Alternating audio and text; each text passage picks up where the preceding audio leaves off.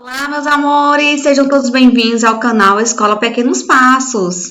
Antes de começarmos nossa aula aqui, temos aqui algumas dicas. Procure um local calmo, silencioso e arejado. Tenha sempre perto de você seu estojo contendo lápis, borracha, apontador, caneta e tudo o que for necessário para a realização de suas atividades. Tenha sempre ao seu lado seu livro didático. Vamos começar? Bom, meus amores, hoje na nossa aula de português, temos aqui a nossa revisão, tá certo? Bom, vamos começando pelos verbos de ligação, tá certo?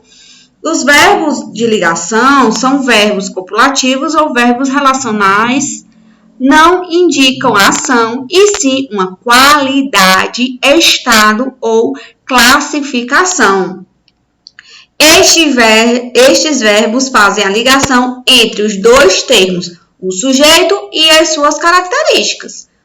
E os principais verbos de ligação são ser, estar, permanecer, ficar, tornar-se, andar, parecer, virar, continuar e viver. Fora o verbo de ligação, vimos também sobre o predicado. O predicado é a qualidade, a característica ou o atributo relacionado ao sujeito da oração.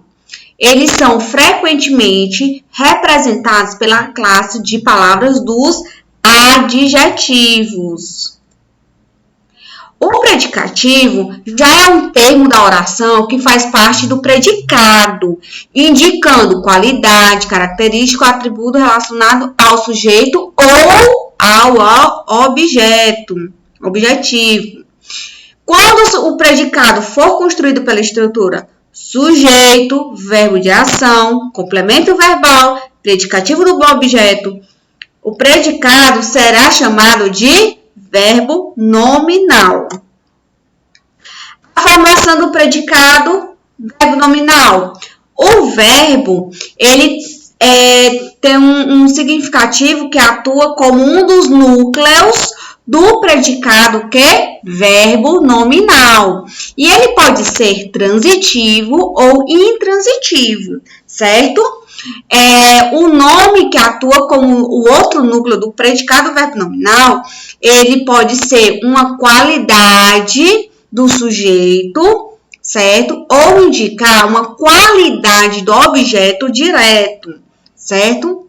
E aí você pode ter o predicado verbo nominal, formando assim, verbo transitivo mais o objeto mais predicativo do sujeito, verbo transitivo mais objeto mais predicativo do objeto, verbo intransitivo mais predicativo do sujeito.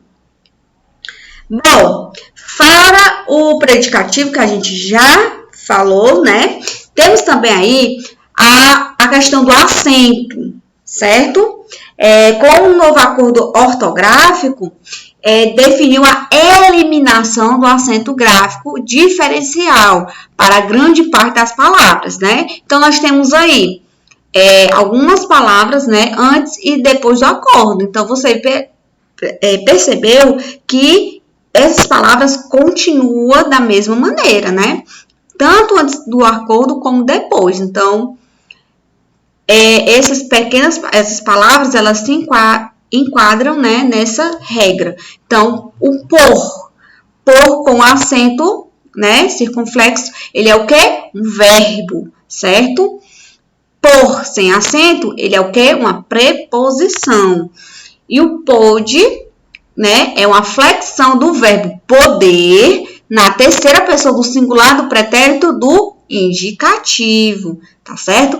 Ele fica da mesma forma, tanto antes do acordo como depois do acordo, certo? Também nós temos aí, que a gente viu também, sobre algumas palavras, né, e expressões que são aspectos ortográficos, certo? A ortografia e os seus significados. Então, nós temos aí demais junto e demais separado. O demais Junto, ele é o quê? Um advérbio de intensidade, certo? Já o demais separado, demais, ele é o quê? Uma locução adverbial de quantidade. Ele indica a mais. E ele é o contrário do de menos. O mais com i e o mais sem i. O mais com i, ele indica também a intensidade ou quantidade. E também é um advérbio, certo? E ele faz parte dos pronomes indefinidos. Já o mais sem o i, ele é uma conjunção coordenativa que expressa adversidade, oposição ou contrariedade, tá bom? E ele equivale às palavras porém, contudo, entretanto, todavia e no entanto. Bom, meus amores, também falamos sobre a coesão. O que é a coesão? Vamos relembrar? Ele é a conexão linguística que permite a amarração das ideias dentro de um texto. Então, para o leitor entender o seu texto, ele precisa de duas coisas: a coesão e a coerência, tá certo? Por quê? Por que ele precisa? Porque ele permite a eficiência na transmissão da mensagem ao interlocutor e, por consequência, o entendimento. Então, para você fazer um texto bem bacana, legal, então você precisa dessas duas coisas, né, no seu texto: coesão e a coerência. Agora vamos ver aqui os elementos da coesão, que a gente já viu, a gente tá só relembrando, tá certo? Os elementos da coesão: preposições, conjunções, advérbios e locuções adverbiais. Por quê? Porque tem que ter esses elementos para a gente não ficar repetindo as mesmas palavras. Então, a gente pode usar esses elementos, tá certo? Aí, o que é que acontece se a gente não colocar os elementos? Ele pode passar a impressão de que o texto vai ficar difícil, né, do leitor entender. Então, para o leitor, né, ficar tentando descobrir tal, como for a sua ideia do seu texto, você tem que ter esses elementos, tá certo? Então, não esqueça de colocá-los, né, desses complementos que você pode colocar no seu texto. Bom, saindo um pouco da coesão, vamos agora para o predicativo, tá bom? O predicado é a parte da oração em que há verbo. Portanto, não existe predicado que não possua verbo ou locução verbal, certo?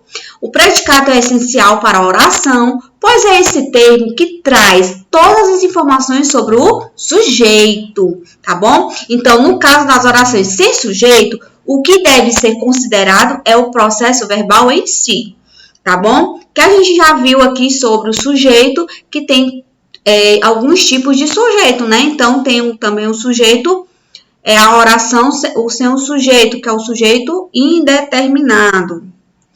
Temos também aí o predicativo do sujeito, que é o termo do predicado que tem a função de atribuir uma qualidade ao sujeito, certo? Ela é feita por meio de um verbo que pode ou não ser de ligação, tá bom? E a função desse verbo, ele é o que? Informar algo relacionado ao sujeito. Então, ele vai ficar nessa estrutura: sujeito mais verbo de ligação mais predicativo do sujeito. Bom, saindo um pouco do predicativo, vamos agora para o aposto. O que é o aposto? Ele é o termo da oração que tem função sintática de acrescentar informações a substantivo ou a pronome, tá bom? Esse acréscimo da informação, de modo geral, ele tem o caráter o quê? Explicativo, resumidor, especificativo ou enumerativo, certo? Então, tem vários tipos de aposto, que são eles. O explicativo, né? Ele quer dizer, ele está explicando, o aposto, né? Ele está explicando, o próprio nome já está dizendo. Aposto resumidor, né? ou resumitivo, né? Ele vai o quê? Resumir. Temos aí a frase, né? Vida digna, cidadania plena, igualdade de oportunidades. Tudo isso está na base de um país melhor. Então, a palavra tudo isso, ele é um quê? Um aposto resumidor. Ele está se referindo a vida digna, cidadania plena, igualdade de oportunidade. Certo? Então, tudo isso é um resumidor. Agora, nós temos também o aposto especificativo, certo? Ele está se referindo a algo específico. Então, nós temos aí a frase: o artista plástico Eugênio Pazelli mostra uma extrema sensibilidade em suas telas.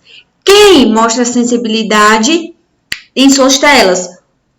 O Eugênio Pacelli, ok? Enumerativo, né? Ele vai enumerar, o próprio nome já está dizendo. A vida humana se compõe de muitas coisas. Aí ele vai dizer quais são: ó, amor, trabalho, ação, certo?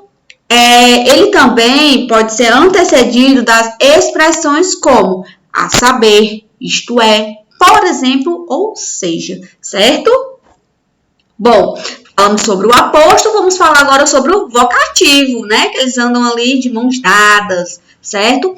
O vocativo, ele é um termo que indica o quê? O chamamento, a invocação, interpelação de uma pessoa, que é o interlocutor, real ou fictícia, certo? Ele é o quê? É isolado por vírgulas, quando a pausa for curta, ou com ponto de exclamação, interrogação ou reticências, quando for uma pausa longa, né? Ele tem aí esses termos acessórios da oração, certo? Mas ele não se classifica nessa categoria, tá bom? O vocativo não estabelece relação sintática com os outros termos, como acontece com aposto e os adjuntos adverbial e adnominal, ok? Bom, meus amores, vamos ficando por aqui. Eu espero que vocês tenham entendido. Mas antes, temos aí o nosso recadinho. Você quer rever nossa aula? Acesse nosso site www.escolapequenospassos.com.br e aí você vai ter acesso a todos os nossos conteúdos, tá bom? Um grande beijo a todos, fiquem bem e bons estudos. Tchau, pessoal!